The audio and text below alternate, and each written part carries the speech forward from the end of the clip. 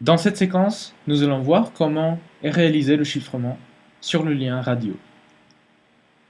Après avoir authentifié le mobile, nous pouvons donc chiffrer les échanges entre le terminal mobile et le réseau, ce qui implique qu'on va devoir chiffrer chaque trame individuellement.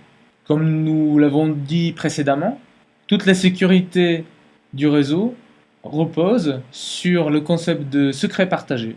Donc c'est la clé KI qui ne doit jamais quitter la carte SIM et le centre d'authentification. Par contre, il est impossible d'interroger le centre d'authentification pour chaque trame.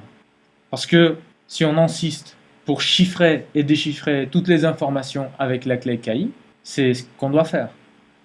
Nous l'avons dit, le secret partagé ne doit jamais quitter le centre d'authentification et la carte SIM.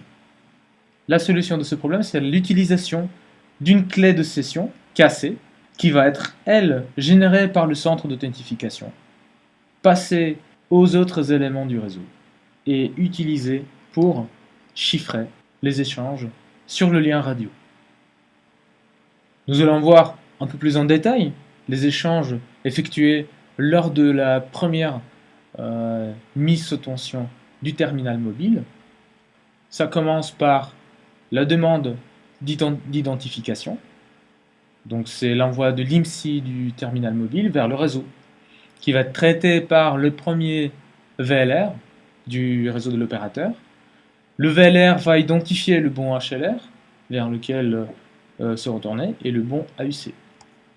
Le AUC va utiliser l'algorithme A3, comme nous l'avons vu précédemment, pour générer le résultat attendu pour pouvoir authentifier le terminal.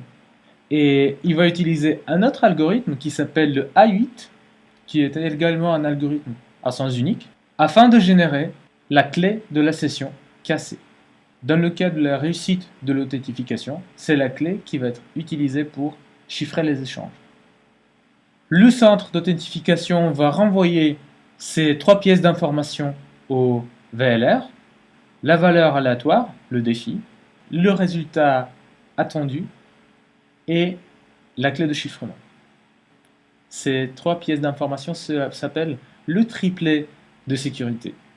À ce moment-là, le centre d'authentification a fini son rôle dans les échanges et le reste va être pris en compte par le VLR. Le VLR va relier le défi d'authentification, la valeur aléatoire. Le terminal mobile va utiliser l'algorithme A3 pour générer la réponse signée, qui va prendre donc la clé partagée, et va renvoyer cette valeur au réseau. Si la valeur renvoyée est la même que la valeur spécifiée par le centre d'authentification auparavant, l'authentification est réussie. À partir de ce moment-là, le réseau va pouvoir chiffrer toutes les communications avec le mobile. Le réseau va chiffrer toutes les communications en utilisant la clé de chiffrement, donc la clé de la session, cassée. Cette clé est donnée du VLR à la BTS, car c'est la BTS qui va effectuer le chiffrement.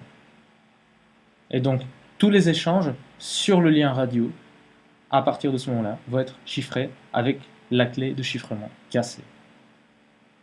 Le BTS donc obtient cette clé depuis le centre d'authentification qu'il a généré en utilisant l'algorithme A8, qui a été ensuite transféré au VLR, qui, après une authentification réussie, l'a renvoyé au BTS.